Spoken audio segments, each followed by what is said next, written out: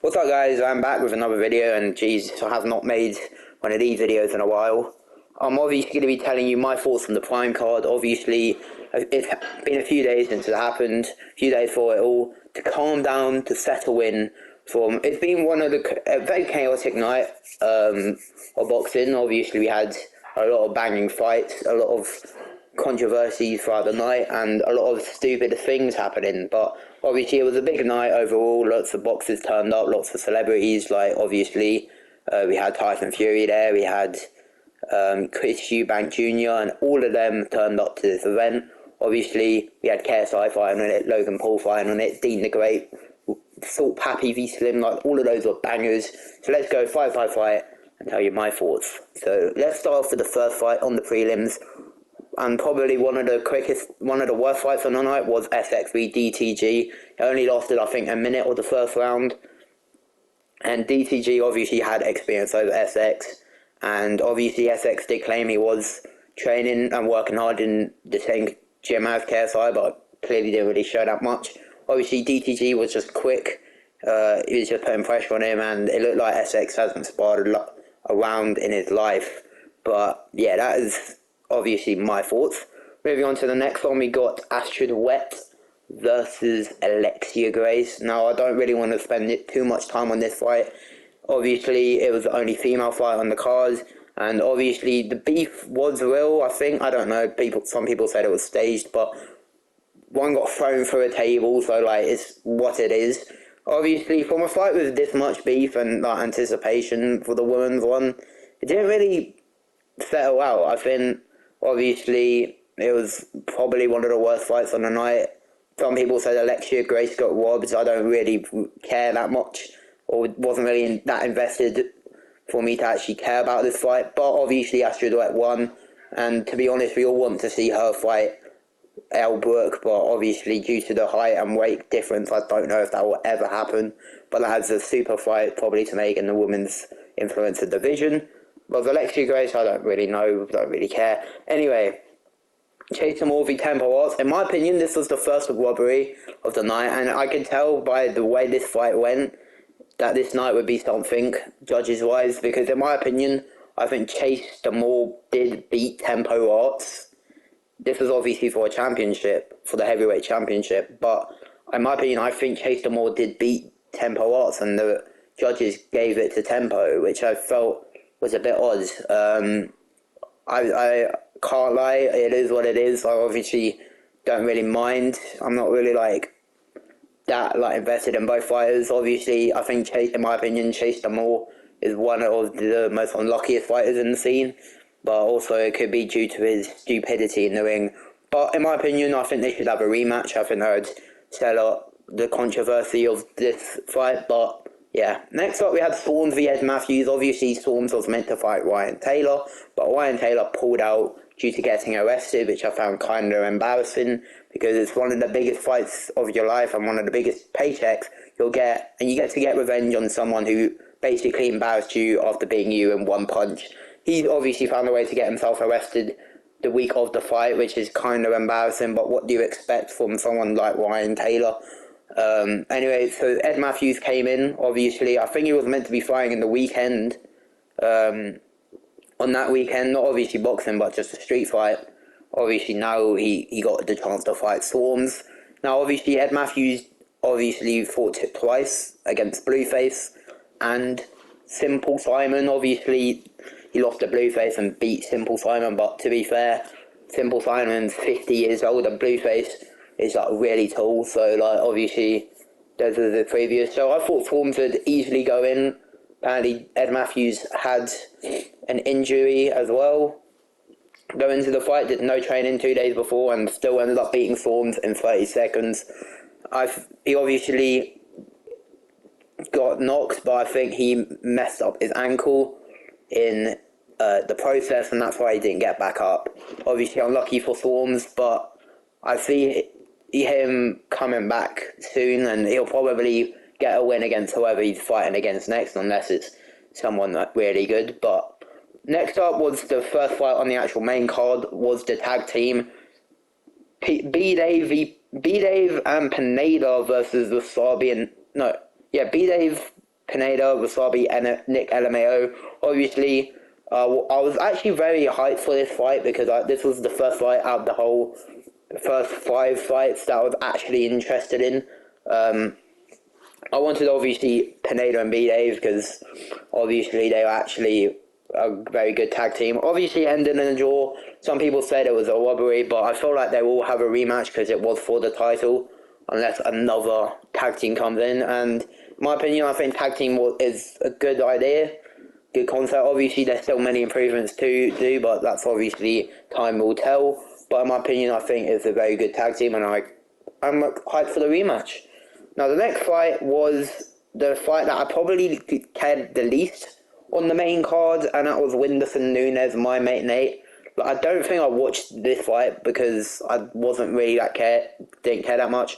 Obviously, they're both fighters who lost to King Kenny, a very good King Kenny, but we'll get onto him in a minute. Obviously, I felt like my mate Nate was going to win because he had the absolute dog in him since he obviously lost to King Kenny.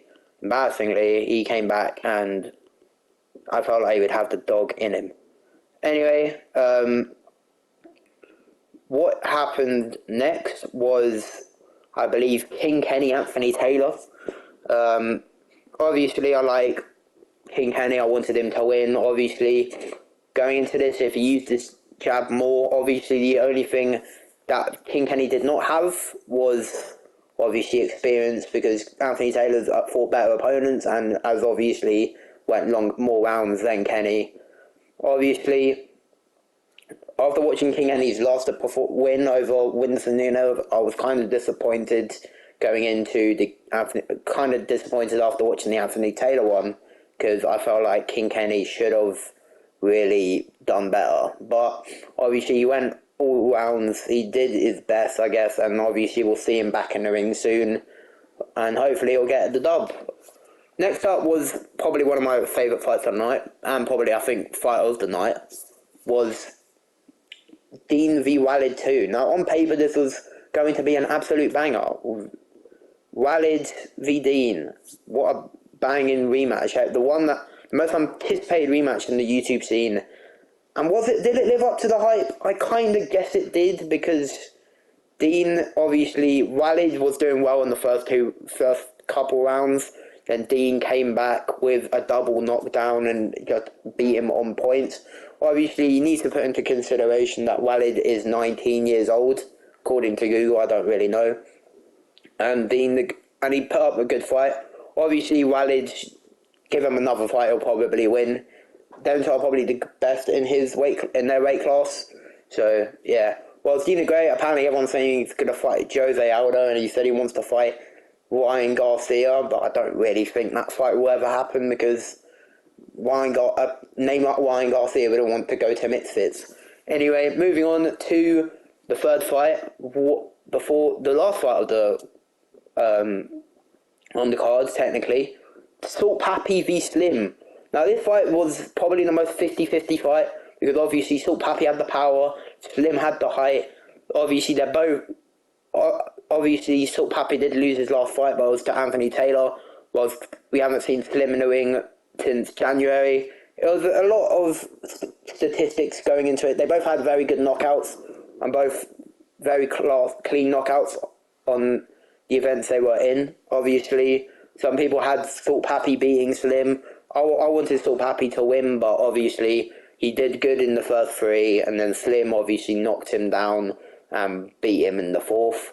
Obviously, Salt Papi lost a lot of weight for this fight as well, and obviously you have to give him props for taking this super fight, because it was 2 of the best upcoming fighters against each other, and obviously Salt Papi's going to fight again, and I don't see him not winning, because he's got the dog in him. He'll win his next fight, I'm sure of it. Well, Slim, Jarvis was been calling him out, but I know that fight would be so unfair because of the height difference, and I feel like Slim would just easily beat him. Or maybe make the Gibbs fight or the Blueface fight. Maybe one of them would be a banger. Anyway, co-main, Logan, Dylan Dennis. What did my thoughts? I think Dylan clearly went in for the easy paycheck. I think, Obviously, Logan hasn't been in the ring for 2 years, and Dylan Dennis, after chatting that much shit, he still ended up looking as bad, as worse as ever. Obviously, after claiming he had Conor McGregor training with him, I think that part was a lie, because comparing Conor McGregor's performance to Mayweather and comparing Dylan's to Logan's, like, you could clearly see that he was not taking this fight seriously. I think he just wanted the easy payday, because he knew that if he went to go one toe-to-toe with him, he'd obviously lose. But that is Dylan for you. He's a troll. So, yeah, obviously he started messing around trying to do illegal takedowns. Logan punched him on the floor, and obviously he did not throw a single punch. It was the most boring fight I think I saw for the first 5 rounds. I only got interested in the last round where he tried to do a legal takedown, absolutely failed, and then obviously got embarrassed by Logan, which was kind of funny. Obviously, like, it was 50 security guards in the ring at once, and it gave him a DQ for it. Obviously, biggest waste of time, but at least he got in the ring. Obviously, he said he's going to try and appeal the loss. Don't see that happening, because obviously you were the reason to get yourself disqualified. It wasn't Logan, even though he's claiming it was. Now, obviously, he wants to rematch in MMA. I don't see that happening. Logan will probably go back to WWE fighting Rey Mysterio, or he's probably going to go back to the UFC, even don't know if he'll even be allowed in the UFC, but we'll see.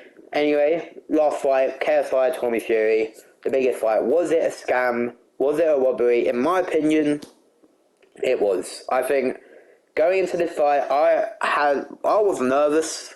Obviously, I wanted KSI to win more than anyone because he was a childhood hero, but I was kind of annoyed the fact he'd obviously got robbed. I think he got robbed because obviously I think the scorecards, the judges got it wrong, and like I said back in the Chase the Moore fight, since that decision, I felt maybe the judges weren't going to be as good as I thought.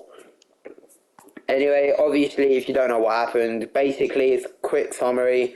KSI and Tommy kept throwing punches and kept clinching. Tommy kept punching KSI at the back of the head like 6 times, only got 1 point deducted. And KSI won basically round 1, 2, and 3. Round 1, 2, and either drew or won round 6, I'd say. And then obviously Tommy won 3, 4, and 5. Anyway, came to the judges. Judges gave it a unanimous decision. Which was annoying because obviously Tommy had the point deducted, and they still said he won the fight. They didn't even give it a draw, which I found bullshit in general. Obviously, overall though, I think it was a scam, and I hope they appeal it. I don't want to see the rematch because I don't think there's a point. But anyway, that was it. Hope you guys enjoyed. That was my review on the Prime card. Anyway, peace.